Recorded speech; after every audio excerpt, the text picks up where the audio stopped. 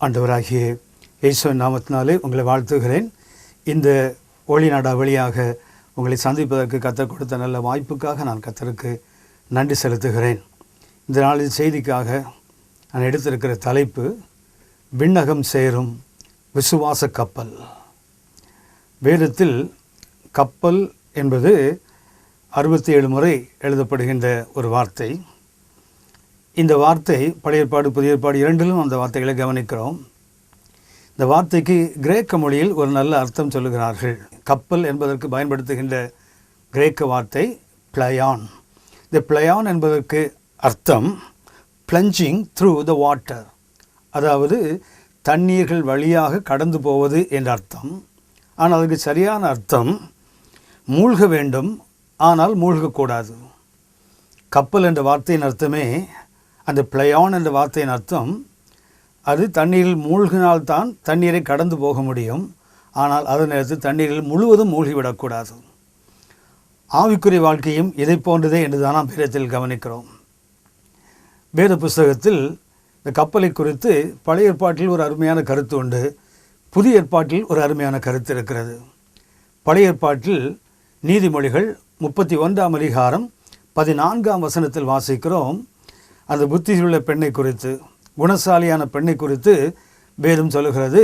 அவள் வியாபார கப்பலை போல இருந்து என்று வேதத்தில் வாசிக்கிறோம். வியாபார கப்பலை போல இருந்து அவள் தூர தேசத்திலிருந்து தன் வீட்டாருக்கு ஆகாரத்தை கொண்டு வருகிறாள் என்று வேதம் சொல்லுகிறது. வியாபார கப்பலையும் பார்க்கிறோம். 1 தீமோத்தேயு 1ஆம் அதிகாரம் 19ஆம் வசனத்தில் விசுவாச கப்பல் என்ற வார்த்தையை நாம் பார்க்கிறோம். 2 விதமான கப்பல்களை வேதம் சுட்டி காட்டுகிறது. ஒன்று வியாபார கப்பல், மற்றொன்று விசுவாச கப்பல். ஆவிக்குரிய உலகத்தில் கப்பல்களுக்கு குறைவில்லை. ஆனால் புறப்படுகிற கப்பல் எல்லாம் போய் சேர்வதில்லை. கப்பல் என்றால் நாம் கவனித்தோம், பிளயான் என்ற வார்த்தையின் அர்த்தம் அது தண்ணீரில் மூழ்க வேண்டும், ஆனால் முழுவதும் மூழ்கிவிடக்கூடாது. அப்படி இருந்தால்தான் அது தண்ணீரை கடந்து போக முடியும். தண்ணீர் என்பதற்கு வேதம் சொல்லுகின்ற சில அர்த்தங்களை நாம் கவனித்தால், இந்த கப்பல் என்பது எப்படிப்பட்ட சூழலை கடந்து போகிறது என்பதற்கு ஒரு நல்ல எடுத்துக்காட்டு. ஒன்று ஆதியாகமம் 49ஆம் அதிகாரம் 4ஆம் வசனத்தில் வாசிக்கிறோம், தண்ணீர் என்பது ததும்புகின்ற ஒன்று என்று வாசிக்கிறோம். அப்படியா, தண்ணீர் என்பது ஆங்கிலத்தில் சொன்னால் இன்ஸ்டெபிலிட்டி, அதாவது நிலைத்து நிற்காத ஒரு தன்மை என்ற அர்த்தம். இரண்டாவதாக தண்ணீர் என்பதற்கு யோசுவா 7ஆம் அதிகாரம் 5ஆம் வசனத்தில் வாசிக்கிறோம், இஸ்ரவேலர்கள் ஆயி பட்டணத்தில் தோற்று வரும்போது 36 பேர் கொல்லப்பட்ட போது அவர்களுடைய இருதயம் தண்ணீரை போல கரைந்து போயிட்டு என்று வேதத்தில் வாசிக்கிறோம். அதாவது கோழைத்தனம் என்ற அர்த்தம். தண்ணீர் என்றால் அதற்கு கோழைத்தனம் என்று ஒரு அர்த்தம் உண்டு. மூன்றாவதாக தண்ணீர் என்பதற்கு உபத்திரவங்கள், பாடுகள் என்ற அர்த்தம். சங்கீதம் 124 4ஆம் வசனம் 5ஆம் வசனத்தில் வாசிக்கிறோம், தண்ணீர்கள் உபத்திரவத்தை குறிக்கின்ற வார்த்தை என்று கவனிக்கிறோம். நான்காவதாக ஏசாயா 43ஆம் அதிகாரம் 2ஆம் வசனம் தண்ணீர்கள் பாடுகளை சொல்லுகிறது.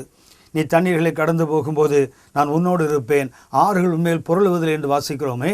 அப்படியானால் தண்ணீர் என்பதற்கு வேதத்தில் மேலோட்டமாக பார்த்தாலே ஒரு 4 அர்த்தங்களை கவனிக்கிறோம். ஒன்று நிலையற்ற ஒரு தன்மை, இரண்டாவது கோழைத்தனம், மூன்றாவது உபத்திரவங்கள், நான்காவது பாடுகள். கப்பல் என்பது பிளயான் என்ற வார்த்தையின் அர்த்தம் தண்ணீர்கள் மேலே கடந்து போவது என்ற அர்த்தம். அது தண்ணீரில் தான் போகிறது, ஆனால் தண்ணீரில் மூழ்கி விடக்கூடாது. வியாபார கப்பலை நாம் குறித்து கவனிக்கிறோமே.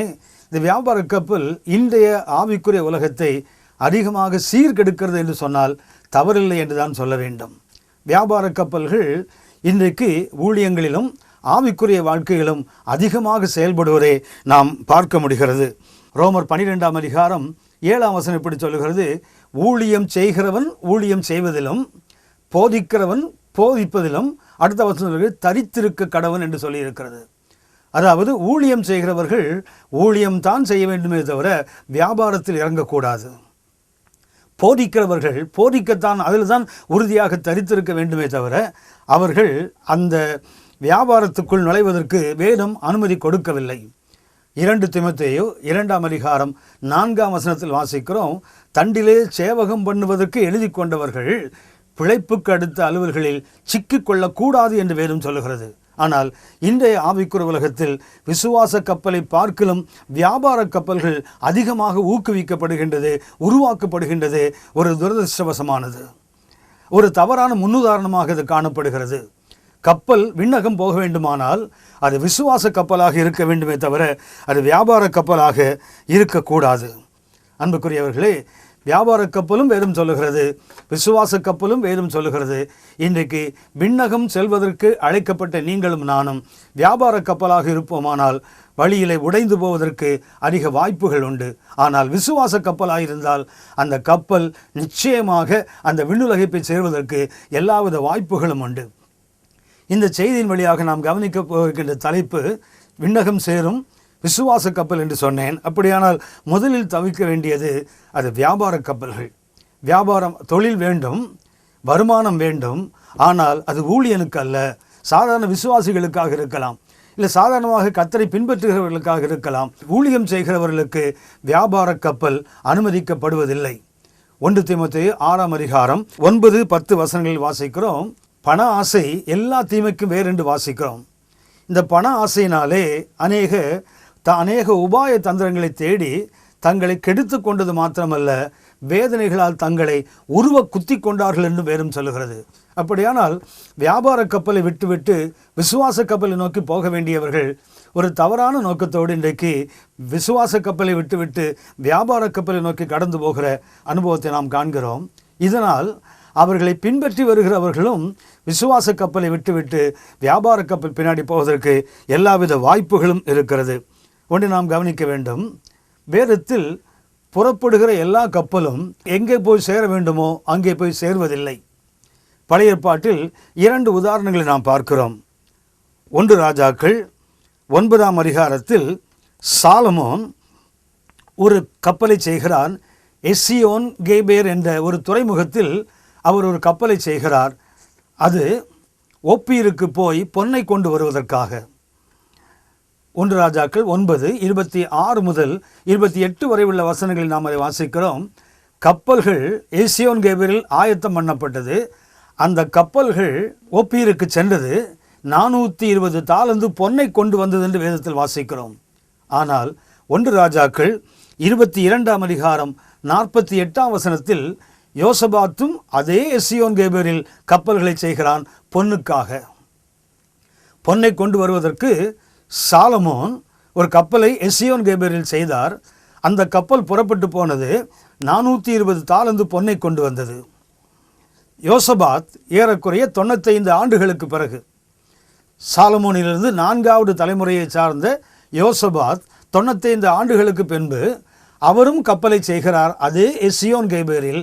ஆனால் அந்த கப்பல் துறைமுகத்திலே உடைந்து போனதாக வேதம் சொல்லுகிறது. நல்ல கவனித்துக் கொள்ள வேண்டும். உருவாக்கப்படுகின்ற கப்பல்கள் எல்லாம் உன்னதமான நோக்கத்தை நிறைவேற்றுவதில்லை.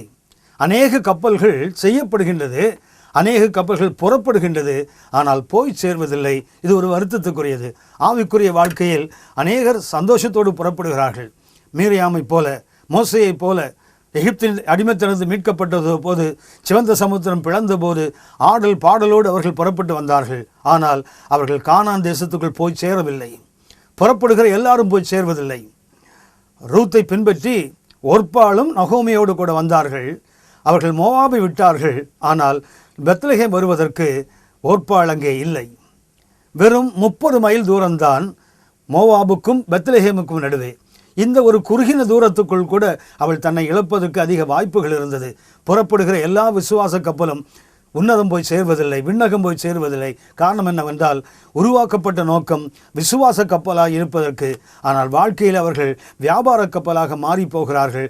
ஆவிக்குரிய வாழ்க்கையிலே வியாபார கப்பல்களை ஆயத்தம் பண்ணுவதற்கு முயற்சிகள் செய்வதனால அவர்கள் விண்ணகம் போய் சேர்வது அரிதான ஒன்று, கடினமான ஒன்று என்று வேதத்தில் நாம் கவனிக்கிறோம்.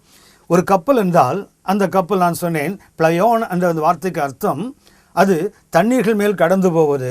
தண்ணீரில் மூழ்கவும் வேண்டும், தண்ணீரில் முழுமையாக மூழ்கிவிடவும் கூடாது.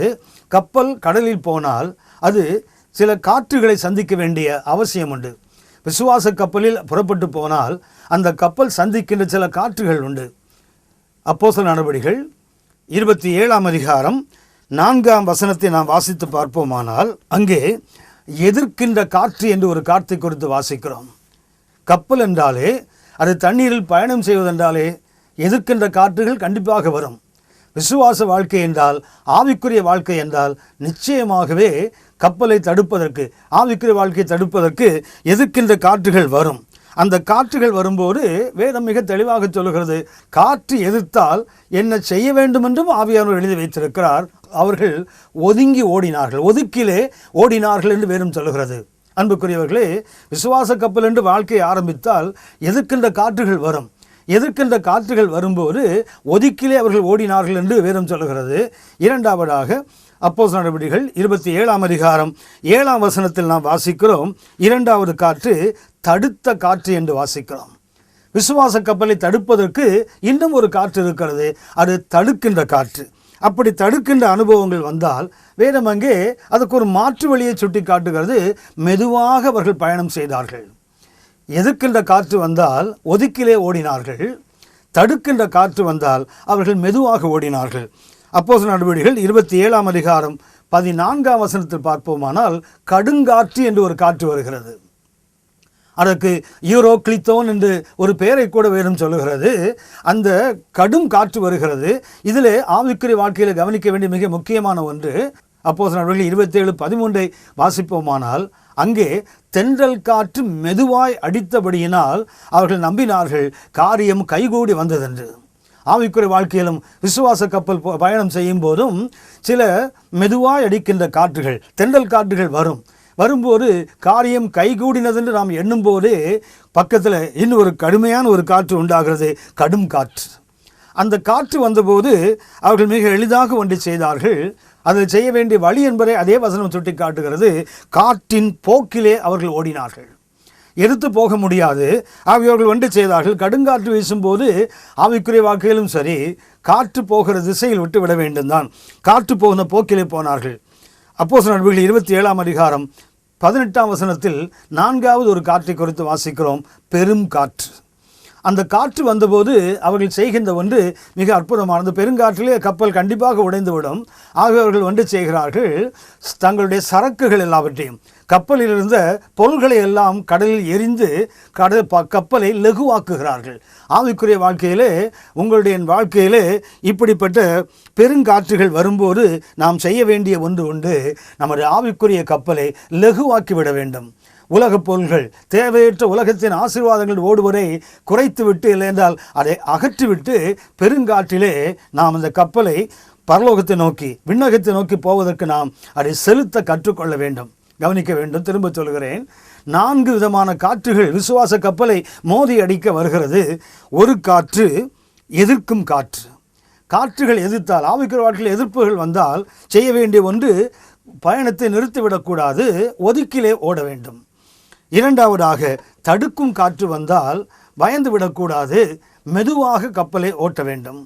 மூன்றாவதாக, கடும் காற்று வந்தால், ஒரு மென்மையான காற்று வந்தது, சாதகமான ஒரு சூழல் வந்தது, ஆனால் அதற்கு பின்பு ஒரு கடும் காற்று வந்தால் ஒன்றும் பயந்து விட வேண்டாம், காற்றின் போக்கிலே அதை விட்டு விடலாம். நான்காவதாக ஒன்றை சொல்லுகிறது, அப்போஸ்தலர் நடவடிக்கைகள் 27:18 நாம் வாசிக்கிறோம், பெருங்காற்று வந்தபோது அவர்கள் கப்பலில் உள்ள பொருள்களை கடலில் எரிந்துவிட்டு, தேவையற்றவர்களை எரிந்துவிட்டு தங்களை லகுவாக மாற்றிக்கொண்டார்கள். அன்புக்குரியவர்களே, கப்பல் என்றாலே இப்படிப்பட்ட காற்றுகள் வரும்.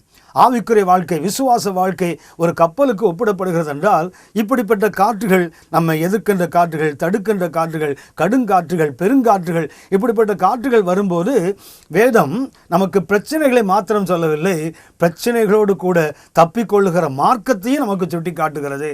விசுவாச வாழ்க்கையை, இந்த ஆவிக்குரிய கப்பல் சேதமடையாதபடி நாம் இப்படிப்பட்ட பிரயாசங்களை எடுக்க வேண்டும் என்றுதான் வேதம் சுட்டி காட்டுகிறது. ஆனால் இதில் கவனிக்க வேண்டிய ஒன்று என்னவென்றால், இவர்கள் இத்தனை பிரயாசங்களை எடுத்தும் வேதம் சொல்லுகிறது, கப்பல் உடைந்து போனது.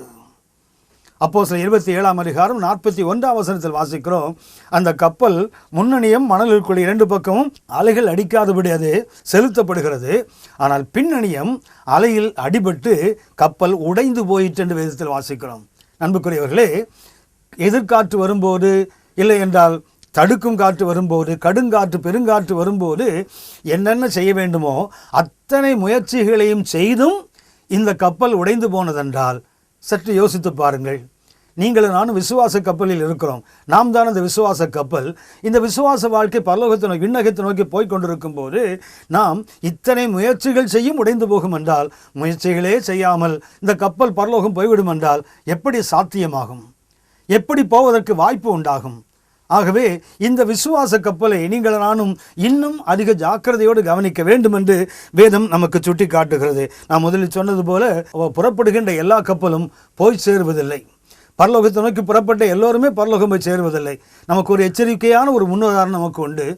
இஸ்ரவேல் புத்திரர் 430 ஆண்டுகள் அடிமைத்தனத்துக்கு பின்பு அவர்கள் பஸ்கா ஆற்றினால் மீட்கப்பட்டு எகிப்தை விட்டு வெளியே கொண்டு வந்தபோது 6 லட்சம் யுத்த புருஷர்கள் இருந்ததாக வேதம் தோராயமாக சுட்டி காட்டுகிறது. ஆனால் கானான் நாட்டுக்குள் போனது 2 பேர் என்று வேதம் சொல்லுகிறது. உங்களையும் என்னையும் திடுக்கிட வைக்க வேண்டும். அதை கவனிக்கும் போது நமக்குள்ளே ஒரு ஆதங்கம் அல்ல, ஒரு எச்சரிக்கை உணர்வு வர வேண்டும். ஏனென்றால் புறப்படுகிறவர்களுக்கு குறைவில்லை, போய் சேருவர்கள் எத்தனை பேர்? கப்பல்கள் புறப்படுகிறது, ஆனால் விண்ணகம் போய் சேர்கின்ற கப்பல்கள் எத்தனை என்பதுதான் இன்றைக்கு நமக்கு கேள்வி. ஆகவே விண்ணகம் போகின்ற ஒரு விசுவாச கப்பலாக உங்களுடைய என்னுடைய ஆவிக்குரிய வாழ்க்கை இருக்க வேண்டுமானால் நாம் இதிலே கற்றுக்கொள்ள வேண்டிய மிக முக்கியமான ஒரு பாடம் உண்டு. அப்போஸ்தலர் 27ஆம் அதிகாரம் 28ஆம் அதிகாரத்தில் நாம் கவனித்தால் ஒரு கப்பலுக்கு தேவையான அடிப்படையான 7 காரியங்களை நாம் கவனிக்கிறோம். இந்த 7 காரியங்களும் ஒரு கப்பலுக்கு அத்தியாவசியமானது, அவசியமானது, தவிர்க்கப்பட முடியாதது என்று வேதம் சுட்டி காட்டுகிறது. அன்புக்குரியவர்களே, இந்த கப்பல் நீங்கள் நானும் தான். நமது விசுவாச வாழ்க்கையைத்தான் கப்பல் என்று ஆவியானவர் சுட்டி காட்டுகிறார்.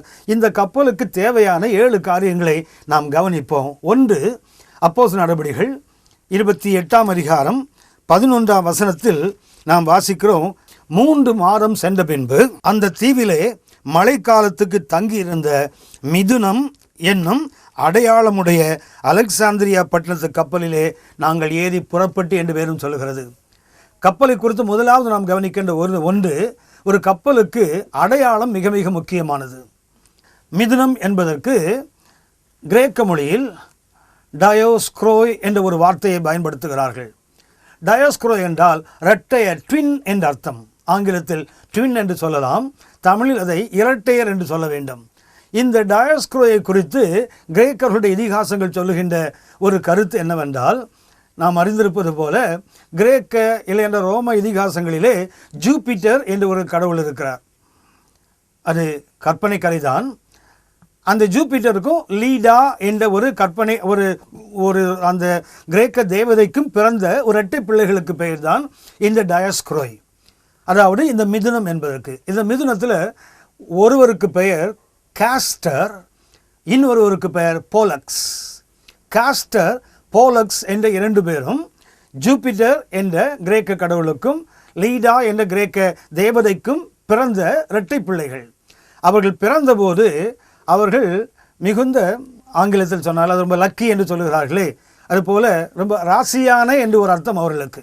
டயோஸ்க்ரோ என்றாலே அது ஒரு கப்பலில் அந்த அடையாளத்தை போட்டால் எதிரே வருகின்ற கப்பல்கள் பார்க்கிறவர்களுக்கு அது ஒரு ஆசீர்வாதமாக இருக்கும் என்று கிரேக்கர்களுடைய நம்பிக்கை.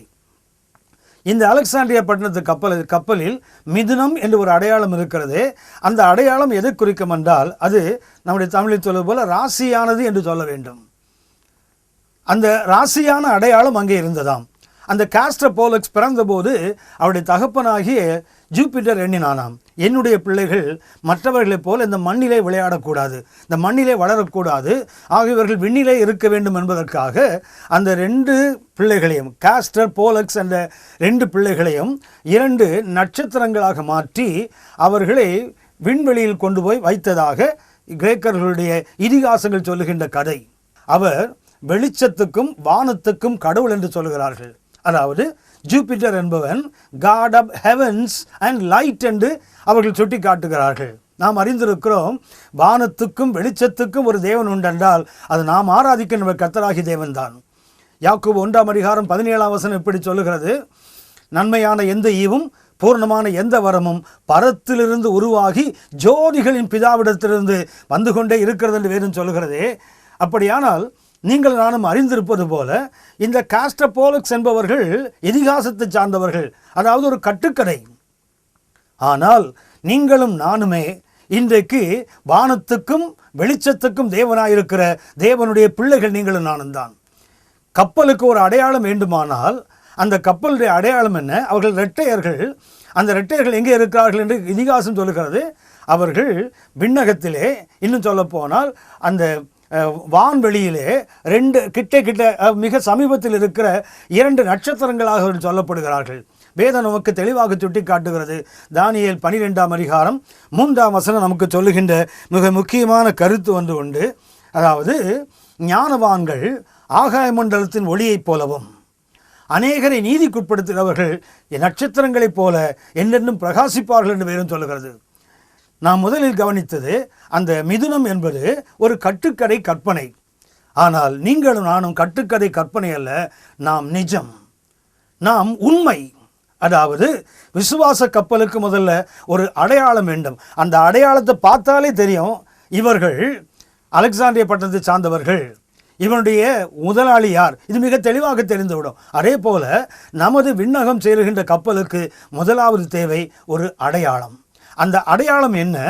நாம் என்றென்றைக்கும் ஆகாய வெளியில், விண்வெளியில் இருக்கிற நட்சத்திரங்களைப் போல பிரகாசமாக இருக்க வேண்டியவர்கள். அப்படியானால் விண்ணக கப்பல் சேதமடையாமல் இருக்க வேண்டுமானால் விண்ணக கப்பலுக்கு முதலாவது தேவை என்னவென்றால் அடையாளம். அது என்ன அடையாளம் என்றால் ஆத்துமாக்களை ஆதாயம் செய்வது.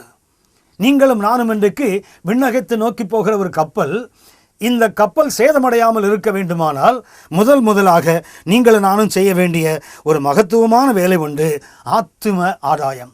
விண்ணக கப்பல், விண்ணகத்தை நோக்கி புறப்படுகின்ற கப்பல், அது விண்ணகம் கொண்டு சேர வேண்டுமானால் முதலாவது செய்ய வேண்டிய ஒரு மகிமையான அனுபவம் என்னவென்றால் உங்களுக்கும் எனக்கும் இந்த விசுவாச கப்பலுக்கு ஒரு அடையாளம் வேண்டும். அந்த அடையாளம் என்னவென்றால் ஆத்தும ஆதாயம் செய்கிறவர்கள். ஆத்தும ஆதாயம் ஒன்றுதான் என்னுடைய சரியான அடையாளம். ஏனென்றால் நீங்களும் நானும் பரலோகம் செல்வது மாத்திரம் நோக்கமல்ல. கிறிஸ்தவத்தில் ஒரு அடிப்படையான ஒரு உண்மை அது என்னவென்றால் ஒரு தனிப்பட்ட மனிதன் பரலோகம் போக முடியாது. உன்னத பாட்டில் மிக அற்புதமாக அந்த வேத வசனம் சொல்லுகிறது, என்னை இழுத்து கொள்ளும் உமக்கு பின்னே ஓடி வருவேன் என்று சொல்லவில்லை, ஓடி வருவோம். கிறிஸ்தவம் என்பது தனியாக பரலோகம் போகிற அனுபவம் அல்ல, அநேகரை அழைத்து செல்கிற அனுபவம். விண்ணக கப்பல் விண்ணகம் போய் சேர வேண்டுமானால், விண்ணகத்தை நோக்கி புறப்படுகின்ற இந்த விண்ணக கப்பல் பரலோகம் போய் சேர வேண்டுமானால் முதலாவது அதற்கு ஒரு அடையாளம் தேவை. அந்த அடையாளம் என்னவென்றால் ஆத்தும ஆதாயம். இன்னும் சொல்லப்போனால் ஆத்துமாக்களை தேவனுக்கு நேராக, சபைக்கு நேராக திருப்புவது ஒரு முக்கியமான அடையாளம். ஒன்றை கவனியுங்கள், ஆத்தும ஆதாயம் செய்கிற தேவனுடைய பிள்ளைகள் விழுவதில்லை. அப்படி விழுந்தாலும் அவன் நீதிமான், ஆகவே கர்த்தர் அவனை திரும்பவும் எழுத்து நிறுத்துவார். நீதிமான் 7 முறை விழுந்தால் எழுந்திருப்பான் போட்டிருக்குது. எல்லாருக்கும் அல்ல, அது நீதிமானுக்கு மாத்திரம்தான். பரலோகத்தின் இன்னொரு மகிமை என்னவென்றால், நாம் 1 முறை 2 முறை ஒருவர் விழுந்து விட்டாலே அவரை பாவி என்று சொல்லுவோம். ஆனால் பரலோகம் 7 முறை விழுகிறவனை கூட நீதிமான் என்று தான் பார்க்கிறது. காரணம் என்னவென்றால் அவர்கள் தங்களைப் போல மற்றவர்களையும் தேவனுடைய பிள்ளைகளாக மாற்றுவதற்கு அவர்கள் எடுக்கின்ற பிரயாசத்தை பரலோகம் ஆசையோடு உற்று பார்க்கிறது. அப்படியானால் இந்த விண்ணக கப்பல் பரலோகம் சேர முதலாவது அதற்கு தேவை அடையாளம். அந்த அடையாளம் அந்த கப்பலுக்கு அது மிதுனம் என்று ஒரு அடையாளம் போடப்படுகிறது. நாட்டுக்கு ஏற்றாற்போல், உரிமையாளருக்கு ஏற்றாற்போல் அந்த அடையாளம் மாற்றப்படும். ஆனால் இந்த கப்பலுக்கு உலகத்தின் எந்த மூலையில் போனாலும் ஒரே ஒரு முதலாளி தான், ஒரே ஒரு அடையாளம் தான், அது ஆத்தும ஆதாயம் செய்வது. அப்படியானால் முதலாவது இந்த கப்பல் காப்பாற்றப்பட வேண்டுமானால் பார்த்த மாத்திரத்தில் அடையாளம் தெரிய வேண்டும். இது பரலோக கப்பல், அதனுடைய அடையாளம் அந்த கப்பலில் இருக்க வேண்டும். இரண்டாவதாக ஒரு கப்பலுக்கு தேவையான ஒன்றை குறித்து அப்போஸ்தலர் நடவடிக்கைகள் 27ஆம் அதிகாரம் 40ஆம் வசனத்தில் வாசிக்கிறோம். நங்கூரங்களை அறுத்து கடலிலே விட்டுவிட்டு சுக்கான்களுடைய கட்டுகளை தளர விட்டு என்று வாசிக்கிறோம். சுக்கான் என்பதற்கு ஆங்கிலத்தில் ஸ்டியரிங் அல்லது ரடார் என்று சொல்கிறார்கள். அதாவது கப்பலை சரியான பாதையில் நடத்துவதற்கு பயன்படுத்துகின்ற 2வது கப்பலுடைய சுக்கான். இந்த சுக்கான் சரியாக இருந்தால்தான் கப்பல் எந்த இடத்துக்கு போக வேண்டுமோ, எந்த தேசத்துக்கு போக வேண்டுமோ, எந்த லக்கை நோக்கி போக வேண்டுமோ அங்கே தொடர்ந்து போக வேண்டுமானால் கப்பலுக்கு அடிப்படை தேவை 2வது சுக்கான். இந்த சுக்கான் சரியாக இல்லாவிட்டால் கப்பல் நேராக போகாது. இந்த சுக்கானை குறித்து வேதம் நமக்கு மிக தெளிவாக சுட்டி காட்டுகிறது. யாக்கோபு 3ஆம் அதிகாரம் 4ஆம் வசனத்தில் வாசிக்கிறோம், கப்பல்களையும் பாருங்கள், அவைகள் மகா பெரியவைகளாயிருந்தாலும் கடுங்காற்றுகளால் அடிபட்டாலும் அவைகளை நடத்துகிறவன் போகும்படி யோசிக்கும் இடம் எதுவோ அவ்விடத்துக்கு நேராக மிகவும் சிறிதான சுக்கானாலே திருப்பப்படும். அன்புக்குரியவர்களே, இந்த விண்ணக கப்பல் விண்ணகம் போய் சேர வேண்டுமானால் அந்த கப்பலை நடத்துவதற்கு ஒரு சுக்கான் தேவை. அந்த சுக்கானை குறித்து வேதம் மிக அழகாக சொல்லுகிறது. சுக்கான் என்பது நாவு என்று அந்த வசனம் சுட்டி காட்டுகிறது. நீங்கள் நானும் விசுவாச கப்பல் என்றால் இந்த விசுவாச கப்பலை பரலோகத்துக்கோ அல்லது ஒரு பாழான இடத்துக்கோ திருப்புவது எது என்றால் நம்முடைய நாக்கு என்று வேதம் சுட்டி காட்டுகிறது. அந்த சுக்கான் என்பது என்ன? அந்த நாக்குத்தான். நாக்கு சரியாக இருந்தால் மாத்திரமே இந்த விசுவாச கப்பல் பரலோகம் போய் சேர முடியும். இன்றைக்கு நாம் பேசுகிற வார்த்தைகளை குறித்து, நாம் பேசுகின்ற காரியங்களை குறித்து அநேகர் கவனிப்பதும் இல்லை, அக்கறை எடுப்பதும் இல்லை. ஆவிக்குரியவர்கள் என்று அழைக்கப்படுகின்ற அநேகர்கள் கூட பேசுகிற வார்த்தைகள் கேட்பதற்கல்ல, ஒவ்வொருவருக்கும் ஒரு அருவருப்பான ஒன்றாய் காணப்படுகிறது. இந்த வார்த்தையை குறித்து நீங்கள் நானும் அதிக ஜாக்கிரதையாக இருக்க வேண்டும். நீதிமொழிகள் 18ஆம் அதிகாரம் 20-21 வசனங்களில் நாம் தெளிவாக அதை குறித்து வாசிக்கிறோம். அவனவன் வாயின் பலனால் அவனவன் வயிறு நிரம்பும். நல்ல கவனித்துக் கொள்ளுங்கள். அவனவன் வாயின் பலனால் அவனவன் வயிறு நிரம்பும், அவனுடைய உதடுகளின் விளைவினால் அவனவன் திருப்தி ஆவான். எப்படி ஒரு மனிதன் திருப்தியாக முடியும் என்றால் அவனுடைய நாவு, அவனுடைய வாய் சரியாக இருந்தால் மாத்திரமே அவன் திருப்தி அடைய முடியும். ஏனென்றால் அடுத்த வசனம் சொல்லுகிறது, மரணமும் ஜீவனும் நாவின் அதிகாரத்தில் இருக்கிறது, அதில் பிரியப்படுகிறவர்கள் அதன் கனியை புசிப்பார்கள். மரணமும் ஜீவனும் வேறு எங்கும் இல்லை, ஒரு மனிதனுடைய நாவின் அதிகாரத்தில் தான் இருக்கிறது. அப்படியானால் நாவு சரியாக இருந்தால் மாத்திரமே, ஆங்கிலத்தில் சொல்வார்கள் tongue is a creative force என்று சொல்வார்கள். நாவு ஒரு உருவாக்கும் சக்தி. அதால் மரணத்தையும் உண்டாக்கிவிட முடியும், ஜீவனையும் உண்டாக்கிவிட முடியும். மரணத்தையும் ஜீவனையும் தேவன் வேறு எங்கும் வைக்கவில்லை, நாவில் வைத்திருக்கிறார். அந்த நாவு எப்படி இருக்கிறதோ அப்படித்தான் அவனுடைய வாழ்க்கை அமையும். விண்ணக கப்பல் விண்ணகம் போய் சேர வேண்டுமானால் அந்த சுக்கான் என்ற நாவு மிகவும் சரியாக இருக்க வேண்டும். மத்தேயு 12ஆம் அதிகாரம் 36-37 வசனங்களை நீங்கள் கவனித்து பார்ப்பீர்களானால் அங்கே நாம் பேசுகிற ஒவ்வொரு வார்த்தைகளை குறித்து ஒரு நாள் கணக்கு ஒப்புவிக்க வேண்டும் என்று வேதம் சொல்லுகிறது. மாத்திரமல்ல, நாம் நீதிமானா அல்லது துன்மார்க்கனா என்று தீர்மானிப்பது எது என்றால் என்னுடைய நாவு. நீதிமொழிகள் 10ஆம் அதிகாரத்தை வாசித்து பார்ப்பீர்களானால் ஒரு மனிதன் நீதிமான் என்பதை எதை வைத்து எடை போடுகிறார்கள் என்றால் அவனுடைய நாவை வைத்து தான் எடை போட வேண்டும் என்று வேதம் மிக தெளிவாக சுட்டி காட்டுகிறது. ஒரு மனிதன் நீதிமானா அல்லது துன்மார்க்கனா என்று மிக எளிதாக கண்டுபிடிக்க வேண்டுமானால் அவன் நாவை பிடிச்சி பார்த்தாலே தெரியும் அவன் நீதிமானா துன்மார்க்கனா என்று. என் அன்புக்குரியவர்களே, மரணமும் ஜீவனும் நாவில் தான் வைத்திருக்கிறார். இந்த நாவு என்பது நிச்சயமாக உங்களுடைய என்னுடைய நித்தியத்தை தீர்மானிப்பது. ஏனென்றால் நாம் கணக்கு கொடுப்பது மாத்திரமல்ல, நாம் நீதிமானா துர்மார்க்கனா என்று தீர்மானிப்பதும் அதுதான். ஆகவே ஒரு கப்பல், புறப்பட்ட கப்பல் விண்ணகம் போய் சேர வேண்டுமானால் நாவு சரியாக இருக்க வேண்டும்.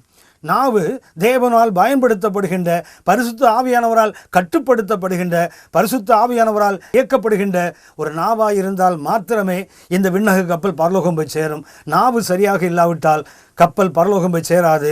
அது அவ்வளவு பெரிய கப்பலை எப்படி எளிதாக ஒரு சுக்கான் திருப்பி விடுகிறதோ அப்படியே ஒரு பெரிய மனிதனுடைய, ஒரு நல்ல நீதிமானுடைய வாழ்க்கையை கூட அந்த நாவு சரியாக இல்லை என்றால் அது அவனை திசை திருப்பிவிடும், கப்பல் சேதமடைந்து விடும். கப்பலுடைய 3வது தேவையை குறித்து வேதத்தில் வாசிக்கிறோம்.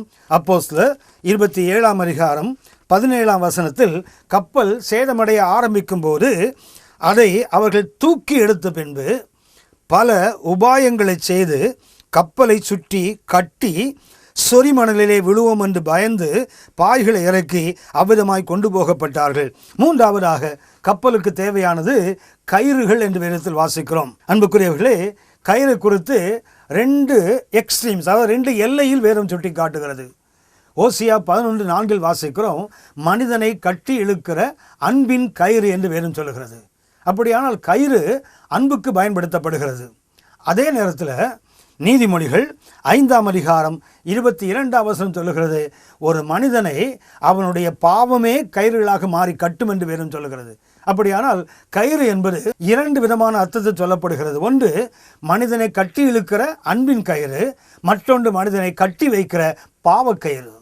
இன்றைக்கு விசுவாச கப்பல் சரியான திசையில் போக வேண்டுமானால் ஆபத்துக்களும் இல்லை உடைந்து போகிற அனுபவங்கள் வரும்போது அந்த கப்பலை அவர்கள் தூக்கி எடுத்து அதை சுற்றி கட்டினார்கள் என்று வேதத்தில் வாசிக்கிறோமே.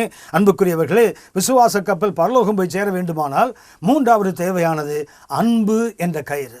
இந்த அன்பு என்ற கயிறு மனிதனை கட்டி இழுப்பது என்று வேறும் சொல்லுகிறது. மனிதர்களை கட்டி இழுக்கிற அன்பின் கயிறு உங்களிடத்தில் இருக்குமானால் இந்த விசுவாச கப்பல் சேதமடைய ஆரம்பிக்கும் போது அதை சுற்றி கட்டி அந்த கப்பலை பாதுகாப்பதற்கு ஒரு வாய்ப்பு இருக்கிறது. ஆகவே அன்பு என்ற கயிறு கப்பலில் மிக மிக அவசியம். மாத்திரமல்ல, எபேசியர் 6ஆம் அதிகாரம் 14ஆம் வசனத்தை நாம் வாசிக்கும் போது அந்த வசனத்தில் சத்தியம் என்னும் கச்சையை அறையில் கட்டினவர்களாய் என்று வேதத்தில் வாசிக்கிறோம். அப்போஸ்தலர் 27:14 அவர்கள் கப்பலை சுற்றி கட்டி என்று வாசிக்கிறோமே, அந்த வார்த்தையும் அந்த கட்டி என்ற வார்த்தையும் எபேசியர் 6:14 சத்தியம் என்னும் கச்சையை அறையிலே கட்டினவர்கள் என்ற வார்த்தைக்கும் ஒரே மூல வார்த்தை. கப்பலை கட்டுவதற்கு கட்டி என்று பயன்படுத்துகிறார்கள். கர்த்தருடைய சர்வாயுத வர்க்கத்தை தரித்தவர்களும் அறையில் கட்டிக்கொள்ள வேண்டியது சத்தியம் என்னும் கச்சை என்று வேதம் சொல்கிறது. இந்த இரண்டுக்கும் ஒரே வார்த்தை தான் பயன்படுத்துகிறார்கள். கிரேக்க மொழியில் ஹூப்போ சுனாமி என்ற வார்த்தை. ஹூப்போ சுனாமி என்ற வார்த்தைக்கு அர்த்தம் என்னவென்றால், எப்படி ஒரு கப்பலை சுற்றி கட்டுகிறார்களோ அப்படியே சர்வாயுத வர்க்கம் தரித்தவர்கள் சத்தியத்தினால் தங்களுடைய இடையை கட்டிக்கொள்ள வேண்டும் என்று. அதாவது சரியாக சொல்ல போனால் ஒரு மனிதனுடைய மையப்பகுதியாக குறிப்பிட அவனுடைய இடை. அந்த இடையிலே கச்சையை கட்டுகிறான் என்றால் அந்த மனிதனுடைய முழு பலத்தையும் ஒரு வேலை செய்ய வேண்டுமானால், ஒரு யுத்தத்துக்கு ஆயத்தம் பண்ண வேண்டுமானால் தங்கள் அறைகளை கட்டிக்கொண்டு என்ற வேதத்தில் வாசிக்கிறோம். ஆகவே அறை கட்டுதல் எதுவாக இருக்க வேண்டும்? ஒன்றை கவனித்தோம், அது அன்பாக இருக்க வேண்டும். மற்றொன்றை கவனிக்கிறோம், அது தேவனுடைய சத்தியமாக இருக்க வேண்டும். இன்றைக்கு சத்தியத்தை பின்பற்றுகிறோம் என்று சொல்கின்ற அநேகருடைய வாழ்க்கையிலே சத்தியம் வாழ்க்கையின் மையமாக இருப்பதில்லை. ஆனால் வேதம் எதிர்பார்க்கிறது, நம்முடைய விசுவாச கப்பல் பரலோகம் போய் சேர வேண்டுமானால் அந்த கப்பலுடைய மையம் கட்டப்பட வேண்டியதில் சத்தியத்தினால் என்று வேதம் சொல்கிறது. அன்புக்குரியவர்களே, சத்தியம் நமது வாழ்க்கையின் மையம் தானா என்று கொஞ்சம் நாம் இந்த வேளையில் கொஞ்சம் திரும்பி பார்த்து கொள்வோம். சத்தியத்தை பேசுகிறோம், சத்தியத்தை விசுவாசிக்கிறோம், சத்தியத்தான் நம்முடைய வாழ்க்கை என்று சொல்லுகிறோம். ஆனால் நடைமுறை என்று வரும்போது சத்தியத்தை நாம் சார்ந்து வாழ்வதில்லை. இதுக்கு ஒரு நல்ல உதாரணத்தை பரிசுத்த யோவான் எழுதின நற்செய்தி யோவான் 14ஆம் அதிகாரம் 21ஆம் வசனத்தில் வாசிக்கிறோம். வேதம் இப்படி சொல்லுகிறது, என் கற்பனைகளை பெற்றுக்கொண்டு அவைகளை கை கொள்ளுகிறவனே என்னிடத்தில் அன்பாயிருக்கிறான். இந்த கற்பனை என்பதற்கு ஆங்கிலத்தில் கமாண்ட் என்ற வார்த்தையை பயன்படுத்துவார்கள். கண்டிப்பாக செய்யணும், செய்யாவிட்டால் தண்டிக்கப்படுவோம் என்ற அர்த்தம். You have to obey this command or else you have to face the consequences or the punishment. அப்படியானால் இன்றைக்கு அநேகர் வசனத்தை வாழ்க்கையை மையமாக கொண்டிருப்பதற்கு காரணம் என்னவென்றால் பயம். அது கற்பனை. அது நான் கை கொண்டால் எனக்கு லாபம், இல்லாவிட்டால் நான் தண்டிக்கப்படுவது உறுதி. ஆகவே இன்றைக்கு அநேகர் கற்பனைகளை பெற்றுக்கொண்டு கை கொள்வதற்கு காரணம் என்னவென்றால் தண்டனையினால் வருகின்ற பயம். ஆனால் யோவான் 14:23 இயேசு அடுத்த படிக்கு போய் சொல்லுகிறார், ஒருவன் என்னில் அன்பாயிருந்தால் அவன் என் வசனத்தை கை கொள்ளுவான். மிக நல்ல தெளிவாக இதை கவனிப்பீர்களானால், கற்பனையை பெற்றுக்கொண்டு அவைகளை கை கொள்ளுகிறவன் என்னிடத்தில் அன்பாக இருக்கிறான். அதாவது முதல்ல கற்பனையை பெற்றுக்கொள்ளுகிறார்கள். அந்த கற்பனை என்ற தன்மை என்ன? அதுக்கு கீழ்ப்படியாவிட்டால் தண்டிக்கப்படுவோம். ஆகவே என்ன செய்கிறாங்க? கற்பனையை பெற்றுக்கொண்டு அதை கை கொண்டு ஆண்டவரே நான் உங்கள் மேல் அன்பாக இருக்கேன் காட்டுகிற ஒரு அனுபவம். இரண்டாவது அனுபவம் என்னவென்றால், இயேசு சொன்னது, ஒருவன் என்னில் அன்பாக இருந்தால். முதல்ல கற்பனையை பெற்றுக்கொண்டு அதை கை கொண்டு இயேசுவிடத்தில் ஆண்டவரே உங்கள்ட்ட அன்பாக இருக்கேன்னு காட்டுகின்ற ஒரு அனுபவம். அதுக்கு அர்த்தம் என்னவென்றால், நம்ம பாடலில் சொன்னால் பயபக்தி.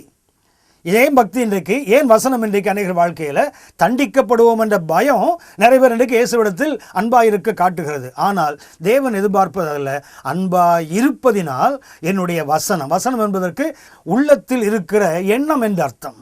எக்ஸ்பிரஷன் ஆஃப் தாட் என்று சொல்லுவார்கள். சொன்ன வார்த்தைகள் அல்ல, எழுதி கொடுத்த வார்த்தைகள் அல்ல, சொல்ல வேண்டுமென்று கர்த்தர் உள்ளத்தில் வைத்திருக்கிறாரே அந்த வார்த்தை. அப்படியானால் இன்றைக்கு நீங்களும் நானும் அந்த விண்ணகம் சேர்கின்ற கப்பலாக இருக்க வேண்டுமானால், நமது வாழ்க்கையின் மையம் எதுவாக இருக்க வேண்டுமானால், நம்மை சுற்றி கட்டுகிற கயிறு கர்த்தருடைய சத்தியமாக இருக்க வேண்டும். சத்தியமாக இல்லாவிட்டால் நமது வாழ்க்கையிலே இந்த கப்பல் விண்ணகம் போய் சேர முடியாது. நான்காவதாக இந்த கப்பலுடைய ஒரு தேவையை சுட்டி காட்டுகிறது வேதம். அப்போஸ்தலர் நடவடிக்கைகள் 27ஆம் அதிகாரம் 29ஆம் வசனம், பாறை இடங்களில் விழுவோம் என்று பயந்து பின்னணியத்திலிருந்து 4 நங்கூரங்களை போட்டு பொழுது எப்பொழுது விடியுமோ என்றிருந்தார்கள். அதாவது ஒரு கப்பலை ஒரு இடத்தில் நிறுத்தி வைக்க வேண்டுமானால் அதற்கு ஒரு நங்கூரம் போதும். ஆனால் ஆபத்தான நேரங்களில், பிரதிகூலமான நேரங்களில் அந்த கப்பலுக்கு ஒரு நங்கூரம் போதாது, 4 நங்கூரங்கள் போட வேண்டும். அதைத்தான் கப்பலின் பின்னணியத்தில் 4 நங்கூரங்களை போட்டார்கள் என்று வேறும் வாசிக்கிறோம். நங்கூரம் என்ற வார்த்தையுடைய சரியான அர்த்தம் நிலைத்திருப்பது என்ற, ஸ்டெபிலிட்டி என்ற அர்த்தம். அது உறுதியாக இருப்பது என்ற அர்த்தம். கப்பல் சேதமடையாமல் இருக்க வேண்டுமானால் பிரதிகூலமான நேரங்கள் வரும்போது கப்பலை பின்னணியத்தில் 4 பக்கத்திலும் 4 நங்கூரங்களை போட வேண்டும் என்று வேதம் சொல்லுகிறது. அதாவது விசுவாச கப்பல் சேதமடையாமல் இருக்க வேண்டுமானால் உறுதியான அடித்தளம் வேண்டும், உறுதியான அஸ்திபாரம் ஆவிக்குரிய வாழ்க்கையில் வேண்டும். அன்புக்குரியவர்களே, வேதத்தில் அசையாதவைகள் என்று 4 கவனிக்கிறோம். ஒன்று, சங்கீதம் 45:6, தேவனே உடைய சிங்காசனம் என்றென்றைக்கும் உள்ளது. அதாவது தேவனுடைய அதிகாரம் அது அசையாது. இரண்டாவதாக மத்திய 5ஆம் அதிகாரம் 18ஆம் வசனத்தில் வாசிக்கிறோம், வானமும் பூமியும் ஒளிந்து போகலாம், கர்த்தருடைய வார்த்தை, கர்த்தருடைய நியாயப்பிரமாணம், அதன் எழுத்தின் உறுப்பு கூட அது ஒளிந்து போகாது என்று இயேசு சொன்னார். நிலைத்திருப்பது 2வது கர்த்தருடைய வார்த்தை. மூன்றாவதாக சங்கீதம் 46:4-5 வசனங்களில் வாசிக்கிறோம், கர்த்தருடைய சபை. ஒரு நதி உண்டு, அதன் நீர்க்கால்கள் தேவனுடைய நகரத்தையும் உன்னதமானவர் வாசம் செய்யும் பரிசுத்த ஸ்தலத்தையும் சந்தோஷிப்பிக்கும். தேவன் அதன் நடுவில் இருக்கிறார் என்று தமிழ் இருக்குது. ஆனால் மூலமொழியில் பார்த்தால் தேவன் அவள் நடுவில் இருக்கிறார், அது அசையாது. அதாவது தேவன் இருக்கிற சபை ஒருபோதும் அசையாது. அப்படியானால் அசையாத 3 சபை. 4வதாக சங்கீதம் 16:8 சொல்கிறது, கர்த்தரை எனக்கு முன்பாக வைத்திருக்கிறேன், அவர் என் வலது பாரசத்தில் இருப்பதினால் நான் அசைக்கப்படுவதில்லை. அப்படியானால் அசையாதவைகள் 4, உறுதியானவைகள் 4. ஒன்று, கர்த்தருடைய வல்லமையை குறிக்கின்ற அவருடைய சிங்காசனம், அவருடைய ராஜரீகத்தை குறிப்பது. இரண்டாவதாக கர்த்தருடைய வார்த்தை, அது அசையாது. மூன்றாவதாக கர்த்தருடைய சபை, அது அசையாது. 4வது, கர்த்தரை தனக்கு முன்பாக வைத்து அவரை எப்போதும் நோக்கி பார்த்து கொண்டிருக்கிற தேவனுடைய பிள்ளையே நாமும் அசைய மாட்டோம். அப்படியானால் 4 உறுதியான அடித்தளங்கள் தேவை இந்த விண்ணக கப்பலுக்கு. 4 நங்கூரங்களை போட்டார்கள். அந்த நங்கூரம் அந்த கப்பல் பாதுகாப்பதற்கு அது போதுமானதாக இருந்தது. 5வதாக ஒன்றை சுட்டி காட்டுகிறேன். கப்பலுக்கு தேவையான 5வது, எசேக்கியேல் 27ஆம் அதிகாரம் 6ஆம் வசனம், பாசானின் கர்வாலி மரங்களினாலே உன் துடுப்புகளை செய்தார்கள். அதாவது பலம் வாய்ந்த மரத்தினாலே அவர்கள் கப்பலுக்கு துடுப்புகளை செய்தார்கள் என்று வேதம் சொல்லுகிறது. அன்புக்குரியவர்களே, கப்பல் அது தொடர்ந்து செல்வதற்கு தேவையான 5வது துடுப்புகள். இந்த துடுப்புகள் சாதாரண மரம் அல்ல, பாசானினுடைய கர்வாலி மரம், அதாவது மிக பலம் வாய்ந்த மரங்களால் துடுப்புகள் செய்யப்பட்டது என்று வேதம் சுட்டி காட்டுகிறது. அதாவது இந்த துடுப்புகளுக்கு ஒரு வார்த்தை சொல்லக்கூடுமானால் அவைகள் ஒரு மனம் என்று சொல்ல வேண்டும். கப்பல்களை பார்ப்பீர்களானால் இன்றைய கப்பல்களில் அந்த நாட்களில் உள்ள கப்பல்களை பார்ப்போமானால் கப்பல்களில் 2 பக்கங்களும் அநேக எண்ணிக்கையுள்ள துடுப்புகள் இருக்கும். கப்பலுக்குள் ஆட்கள் இருப்பார்கள், கப்பலுக்கு வெளியே அந்த துடுப்புகள் தெரியும். இந்த கப்பல் ஒரே திசையில் போக வேண்டுமானால் ஒருவேளை ஒரு 50 பேர் 100 பேர் உட்கார்ந்து அந்த படகை அவர்கள் தண்டு வலித்து கொண்டிருந்தால் 50 பேரும் ஒரே டைமில் பண்ணினால் 50 பேரும் ஒரே திசையில் செய்தால் மாத்திரமே அந்த கப்பல் முன்னோக்கி போகும். அதே போல இன்றைக்கு ஆவிக்குரிய கப்பலாகிய விண்ணக கப்பலாகிய நீங்களும் நானும் அந்த விண்ணகம் போய் சேர வேண்டுமானால் மிக தேவையான ஒன்று என்னவென்றால் ஒரு மனம். இந்த ஒரு மனத்தை குறித்து வேதம் நமக்கு மிக தெளிவாக சொல்லுகிறது. மத்தேயு 18ஆம் அதிகாரம் 19ஆம் வசனத்தில், உங்களில் 2 பேர் தாங்கள் வேண்டிக் கொள்ளுகிற எந்த காரியத்தை குறித்தாகிலும் பூமியிலே ஒருமனப்பட்டிருந்தால் பரலோகத்தில் இருக்கிற பிதாவினால் அது உங்களுக்கு உண்டாகும் என்று உங்களுக்கு சொல்லுகிறேன். இதை கவனித்து பார்ப்பீர்கள். இந்த வசனத்தில் ஜெபிக்க வேண்டும் என்று கூட இயேசு சொல்லலை. 2 பேர் ஒருமனப்பட்டால் பரலோகத்தில் இருக்கிற என் பிதாவினால் அது உங்களுக்கு உண்டாகும். ஜெபிக்க வேண்டிய அவசியம் கூட எழுத்தின்படி அந்த வசனத்தை பார்த்தால் ஒரே நோக்கத்தோடு 2 பேர் இணைந்து வந்தால் அவர்கள் ஜெபிக்க கூட வேண்டாம், அந்த ஒரு மனமே அவர்களுக்கு பெற்று கொடுத்து விடும் என்று கர்த்தர் சொல்லியிருக்கிறார். இன்றைக்கு நமக்கு கேள்வி என்னவென்றால், அந்த 2 பேர் யார்? கணவன் மனைவியா, இல்லை 2 சகோதரர்களா, 2 ஆவிக்குரிய மனிதர்களா, இல்லை விசுவாசிகளும் ஊழியர்களுமா? இப்படி அநேக கருத்துக்களை சொல்லுகிறோம். ஆனால் இதெல்லாம் அப்புறம் முதல்ல என்னவென்றால், எனக்குள்ள ஒருத்தன் இருக்கிறான், எனக்கு வெளியே ஒருத்தன் இருக்கிறான். 2 பேர் இருக்கிறோம். ஒன்று எங்கே? எனக்கு உள்ள ஒருத்தர், எனக்கு வெளியே ஒருவர். இயேசு சொன்னாரே, அல்லாமலும் உங்களில் 2 பேர் தாங்கள் வேண்டிக் கொள்ள போகிற எந்த காரியத்தை குறித்தாலும் பூமியிலே ஒருமனப்பட்டால். இன்றைக்கு ஜெபிக்கிற அநேகருக்கு உதடுகள் ஒன்று சொல்லுது, உள்ளம் மற்றொன்று சொல்லி கொண்டிருக்கிறது. வாய் ஒன்று பேசி கொண்டிருக்கிறது, ஆனால் நம்முடைய சிந்தை இல்லைன்றால் நம்முடைய எண்ணங்கள் வேறு பக்கத்தில் போயிட்டு இருக்குது. 2ம் ஒன்றானால் மாத்திரமே அவர்கள் ஒரே நோக்கத்தோடு போக முடியும். ஆகவே ஒருமனம் என்பது மற்றவர்களோடு பின்பு முதல்ல எனக்குள்ளே நான் ஒருமனப்பட்டால்தான். யாக்கோபு 1ஆம் அதிகாரம் 6ஆம் வசனம் இப்படி சொல்லுகிறது, இரு மனம் உள்ளவன். அப்படின்னா இரு மனம் உள்ளவனா 2 பேர் என்ற அர்த்தம் அல்ல, ஒருவருக்குள்ளே 2 மனம் இருக்குது. ஒன்று வெளியே தெரிகிற மனிதன், மற்றொன்று உள்ளே இருக்கிற மனிதன். இந்த 2 பேரும் ஒருமனப்பட்டால் ஒழிய அவர்கள் நிச்சயமாக அவர்கள் ஒரு காரியத்தை செய்ய முடியாது. இந்த விண்ணகப்பல் பரலோகம் போய் சேர வேண்டுமானால் மிக தேவையானது ஒரு மனம். இந்த கப்பல் முன்னோக்கி செல்ல வேண்டுமானால், இந்த கப்பல் என்ன நோக்கத்தோடு அனுப்பப்படுகிறதோ அந்த நோக்கத்தை அடைய வேண்டுமானால் அந்த கப்பலுக்கு இருக்க வேண்டியது ஒரு மனம். அன்புக்குரியவர்களே, நீங்களும் நானும் தெளிவாக ஒரு முழுமையான நிச்சயத்தோடு விண்ணகத்தை நோக்கி போக வேண்டுமானால் நமக்குள் ஒரு மனம் இல்லாவிட்டால் நீங்களும் நானும், என்னுடைய புறம்பே இருக்கிற மனிதனும் உள்ளான மனிதனும் ஒன்றையே நினைத்து ஒன்றையே செயல்பட்டால் மாத்திரமே செல்ல முடியும். இதைத்தான் நமக்கு துடுப்புகள் சுட்டி காட்டுகிறது. 6ஆவதாக கப்பலுக்கு தேவையானது பெரும்பாய். ஆங்கிலத்தில் ஃபோர் செயல் என்று சொல்லுகிறார்கள். பெரும்பாய். அப்போஸ்தலர் 27ஆம் அதிகாரம் 40ஆம் வசனத்தில், நங்கூரங்களை அறுத்து கடலிலே விட்டுவிட்டு சுக்கான்களுடைய கட்டுகளை தளரவிட்டு பெரும்பாயை காற்று முகமாய் விரித்து கரைக்கு நேராக ஓடி. இதில் கவனிக்க வேண்டியது, நங்கூரங்களை போட்டு பார்த்தார்கள், முடியவில்லை. அடுத்தது சுக்கான்களில் முயற்சி செய்தால் முடியவில்லை. ஆகவே 2ஐயும் அறுத்து விட்டு விட்டார்கள். ஆனால் அவர்களுடைய இன்னும் ஒன்று இருக்கிற கப்பலில், அது பெரும்பாய். அந்த பெரும்பாய் மிக அற்புதமான ஒரு வேலையை செய்யும். இந்த பெரும்பாயினுடைய கருத்து என்னவென்றால், ஆங்கிலத்தில் சொன்னால் டோட்டல் டிபெண்டன்ஸ் ஆன் காட். தேவனை மாத்திரமே முழுமையாய் சார்ந்து வாழுகின்ற ஒரு அனுபவம். தங்களுடைய முயற்சிகள் எல்லாவற்றையும் செய்தார்கள், முடியவில்லை. ஆகவே இறுதியிலே ஒரு நிலைக்கு வந்து விட்டார்கள். கப்பலில் நங்கூரங்கள் அறுக்கப்பட்டது, அடுத்தது சுக்கான்களின் கட்டுகள் அவிழ்க்கப்பட்டது. ஆனால் ஒரு பெரும்பாய் இருந்தது. அந்த பெரும்பாயை அவர்கள் ஏற்றி விட்டார்கள். அது கப்பலை அந்த கரையை நோக்கி கொண்டு சென்றது. இதில் நாம் கற்றுக்கொள்ள வேண்டியது, ஆவிக்குரிய வாழ்க்கையில் சில ஆழங்களை நீங்கள் நானும் கடந்து போக வேண்டும். இதற்கு எடுத்துக்காட்டாக எசேக்கியேல் 47ஆம் அதிகாரம் 3, 4, 5 இந்த 3 வசனங்களில் ஒரு 4 விதமான ஆழங்களை குறித்து கவனிக்கிறோம். முதலாவது, தேவ மனிதனை கர்த்தர் ஆற்றுக்குள் அழைத்து செல்கிறார். 1000 முழம் சென்ற பிறகுதான் அங்கே கணுக்கால் அளவு ஆழம் வருகிறது. அடுத்தது, அடுத்த 1000 முழம் போகும்போது அங்கே முழங்கால் அளவுக்கு ஆழம் வருகிறது. அதற்கு அடுத்து அது இடுப்பளவுக்கு 1000 முழம் சென்றபோது ஆழம். 4ஆவதாக 5ஆம் வசனத்தில் வாசிக்கிறோம், நீச்சல் ஆழம் என்று வாசிக்கிறோம். ஆவிக்குரிய வாழ்க்கையிலே நாம் கடந்து போக வேண்டிய 4 ஆழங்களை குறித்து ஆவியானவர் மிக தெளிவாக சொல்லி வைத்திருக்கிறார். ஒரு ஆழம் கணுக்கால். கணுக்கால் என்பது தேவனுக்குள் நிலைத்து நிற்கிற அந்த அனுபவத்தை சுட்டி காட்டுவது. அடுத்தது முழங்கால் என்பது தேவனோடு உள்ள ஜெப வாழ்க்கையை சுட்டி காட்டுவது. 3ஆவதாக இடுப்பு என்பது கர்த்தருக்கு நாம் செய்கிற ஊழியத்தை காட்டுவது. 4ஆவதாக நீச்சல் ஆழம் என்பது ஆவியானவரால் சுமந்து செல்லப்படுகிற அந்த அனுபவம். ஆவியானவர் உங்களை என்னை சுமந்து செல்ல விரும்புகிறார். தண்ணீரில் பார்ப்போமானால் கணுக்கால் வரைக்கும் நடப்பது கொஞ்சம் எளிதாக இருக்கும். முழங்கால் வரைக்கும் போகும்போது கொஞ்சம் கடினமாக மாறும். இடுப்பளவு போகும்போது இன்னும் கொஞ்சம் கடினமாகும். அதற்கு மேலே போனால் நடப்பது மிக கடினம். ஆனால் ஒன்று செய்யலாம், நாம் அந்த தண்ணீரிலே மிதக்க கற்றுக்கொள்வோமானால், அந்த தண்ணீரிலே நம்மை முழுவதுமாக அர்ப்பணித்து நம்முடைய உடம்பில் உள்ள பாரத்தை லகுவாக்குவோமானால் அந்த தண்ணீரே நம்மை சுமந்து சென்றுவிடும்.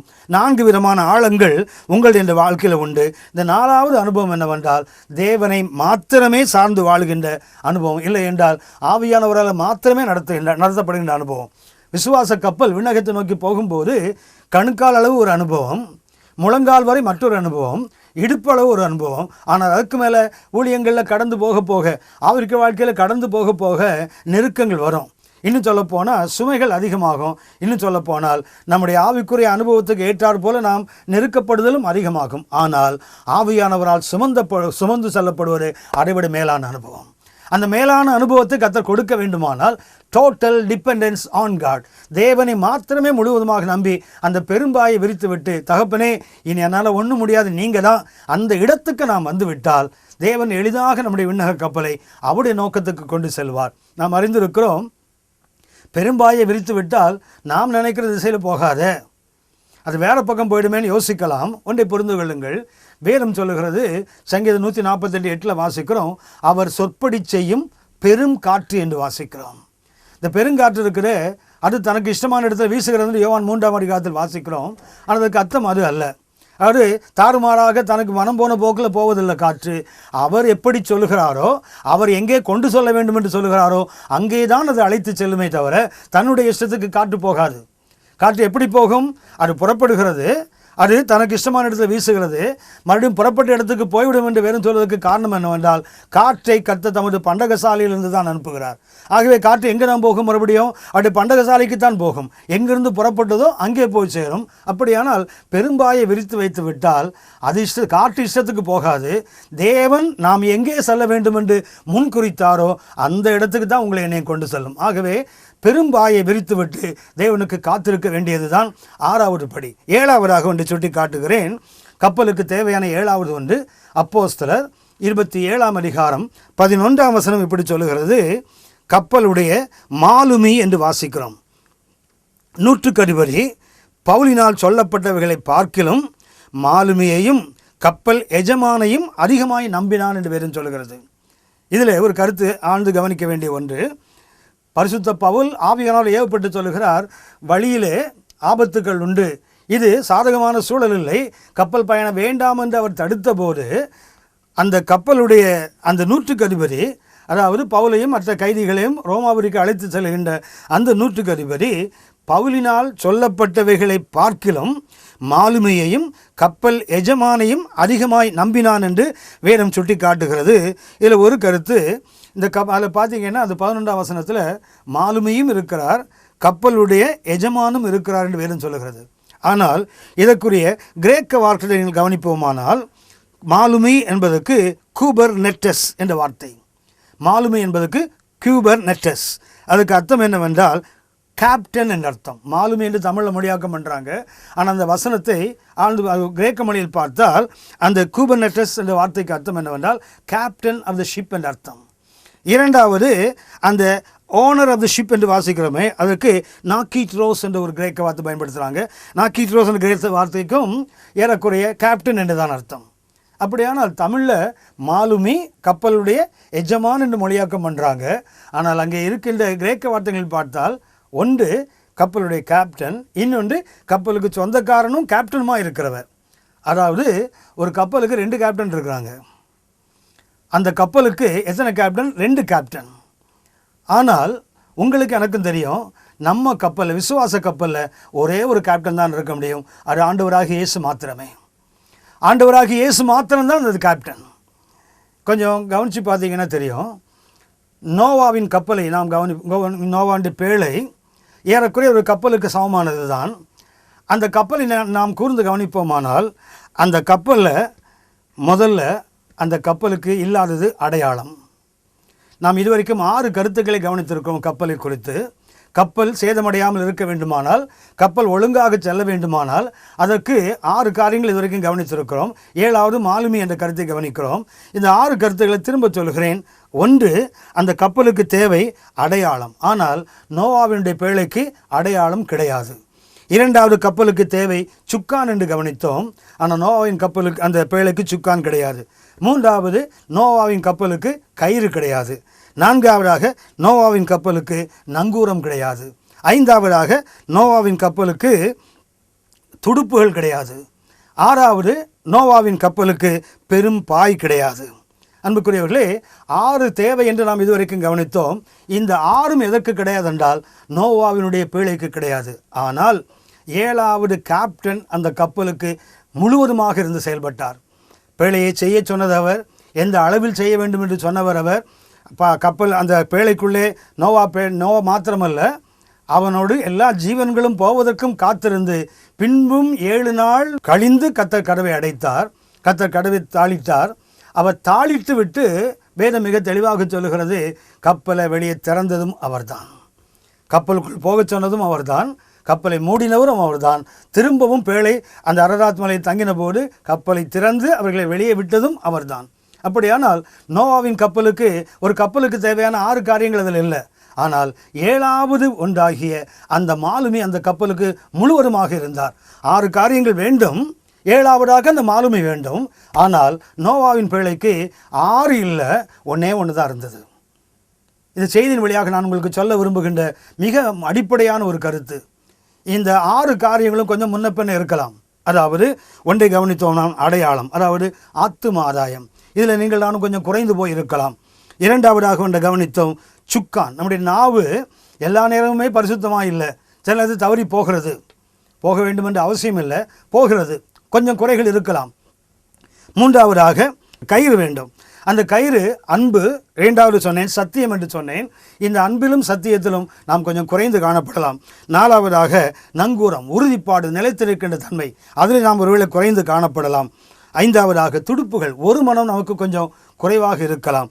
6வதாக பெரும்பாய், அதாவது தேவனை மாத்திரம் சார்ந்து வாழ்கிற வாழ்க்கை கொஞ்சம் குறைவுபடலாம். ஆனால் 7வதான அந்த கப்பலுடைய அந்த கேப்டன், கப்பலுடைய அந்த தலைவர் இயேசுவாக மாத்திரமே இருக்க வேண்டும். அப்போஸ்தலர் 27:11 கவனித்தோமே, அந்த கப்பலில் ஒரு மாலுமி இருக்கிறான், ஒரு கப்பலுக்கு எஜமான் இருக்கிறான். இந்த 2 பேரும் தீர்மானிக்க வேண்டும். அதாவது ஒருவன் உரிமையாளனாக இருக்கிற கேப்டன், இன்னொருவன் செயல்படுகின்ற தொழில் செய்கின்ற கேப்டன். இன்றைக்கு நம்ம விசுவாச கப்பலையும் 2 பேர், நான் முதலில் சொன்னேனே இருமனம் என்பதற்கு கவனித்தோமே, ஒன்று வெளியே தெரிகிற மனுஷன், ஒன்று உள்ளே இருக்கிற மனுஷன். இந்த 2 பேருமே என்ன பண்ணுறோம், நம்முடைய விசுவாச கப்பலை செலுத்த முயற்சி செய்கிறோம். ஒன்று வெளியே இருப்பது ஒன்றை பேசுகிறது, உள்ளே இருப்பது மற்றொன்றை சிந்தித்து கொண்டிருந்தால் இந்த கப்பல் அந்த விண்ணகம் போய் சேராது. விண்ணக கப்பல் விண்ணகம் போய் சேர வேண்டுமானால் விண்ணகத்தின் தேவன் நமது கப்பலின் மாலுமையாக, கேப்டனாக, தலைவனாக இருக்க வேண்டும். எபிரேயர் 2:10 இப்படி சொல்லுகிறது, ரட்சிப்பின் அதிபதியைன்னு போட்டிருக்காங்க தமிழில். அதுக்கு ஆங்கிலத்தில் பார்த்தீங்கன்னா கேப்டன் ஆஃப் அவர் சால்வேஷன் என்று வாசிக்கிறோம். நம்முடைய ரட்சிப்பினுடைய கேப்டன் யார் என்றால் அது ஆண்டவராகிய இயேசுதான். அப்படியானால் இந்த விசுவாச கப்பல், இந்த விண்ணக கப்பல், அது விண்ணகம் போய் சேர வேண்டுமானால் அதுக்கு தேவையானது 7வதாக மாலுமி. அது மிக முக்கியம். 6 கருத்துக்களில் கொஞ்சம் குறைவுகள் இருக்கலாம், கொஞ்சம் ஏற்றத்தாழ்வுகள் இருக்கலாம். ஆனால் 7வது அது மிக மிக முக்கியமானது. அந்த கப்பல் விண்ணகம் போய் சேர வேண்டுமானால் விண்ணகத்தின் தேவனாகிய இயேசு நமது கப்பலின் தலைவனாக இருக்க வேண்டும். யாரை கேட்டாலும் நாம் தெளிவாக சொல்லுவோம், இயேசு தான் என் கப்பலுடைய தலைவன், இல்லை அவர் தான் என்னுடைய கேப்டன் என்று சொல்லுவோம். ஆனால் நமது வாழ்க்கையில் தீர்மானிப்பது நாம் தானே தவிர தேவன் அல்ல. தேவன் நம் வாழ்க்கையை தீர்மானிப்பதற்கு நாம் இடம் கொடுப்பதில்லை. கொஞ்சம் யோசித்து பாருங்கள். நம்முடைய பிள்ளைகளுடைய எதிர்காலம், பிள்ளைகளுடைய படிப்பு, நம்முடைய எதிர்காலம், நம்முடைய தேவைகள் எல்லாவற்றுக்கும் தேவன் தான் தீர்மானிக்கிறாரா, இல்லை நாம் தீர்மானிக்கிறோமா? நாம் தீர்மானிக்கிறோமா, இல்லை தேவன் நமது வாழ்க்கையை தீர்மானிக்கிறாரா? இயேசு நமது கப்பலுடைய மாலுமையாக இருந்தால், இயேசு நமது கப்பலுடைய அதிபதியாக இருந்தால், இயேசு நம்ம கப்பலுடைய கேப்டனாக இருந்தால் நிச்சயமாக இந்த கப்பல் விண்ணுலகம் சென்று என்ன நோக்கத்தோடு அந்த கப்பல் புறப்பட்டதோ அந்த நோக்கத்தை முழுமையாக நிறைவேற்றும். நாம் ஜெபிப்போம். எங்கள் அன்பின் பரலோக பிதாவே, இந்த மகிமையான நேரத்துக்காக நாங்கள் உமக்கு நன்றி செலுத்துகிறோம். உங்கள் கிருபை எங்களை தகப்பனே தாங்குகிறதுக்காக நன்றி. விசுவாச கப்பலாக எங்கள் வாழ்க்கையை தேவனுடைய கிருபையினாலே தொடங்க வைத்து விசுவாசத்தை துவக்கினே தகப்பனே. ஒரு நாள் விசுவாசத்தை முடித்து வைக்க, விசுவாசத்தை பூரணப்படுத்த நீ மறுபடியும் வருகிறே தகப்பனே. ஆனால் 2க்கு நடுவில் இந்த விசுவாச கப்பலை காத்துக்கொள்வது எங்களுடைய வேலை என்பதை, எங்களுடைய பொறுப்பு, உத்தரவாதம் என்பதை நாங்கள் அறிந்திருக்கிறோம். இந்த வேளையில் தகப்பனே எங்களுக்கு வேண்டிய கிருபைகளை தருவீராக. விசுவாச கப்பலை எங்கள் வாழ்க்கையை தொடங்கி விட்டே தகப்பனே. ஒரு நாள் இந்த விசுவாசத்தை நீர் முழுமைப்படுத்த வர இருக்கிறேன். 2க்கு நடுவில் பரிசுத்த பவுல் சொன்னது போல விசுவாசத்தை காத்துக்கொண்டேன் என்று அவர் சொன்னாரே, நாங்களும் அந்த விசுவாசத்தை காத்துக்கொண்டு விசுவாச கப்பல் சேதமடையாதபடி அந்த நோக்கத்தை நிறைவேற்ற என்னையும் எங்களையும் அர்ப்பணிக்கிறோம். மகிமையை நாங்கள் உமக்கு செலுத்துகிறோம். எங்கள் ஆண்டவர் இயேசுவின் மூலம் பிதாவே, ஆமென்.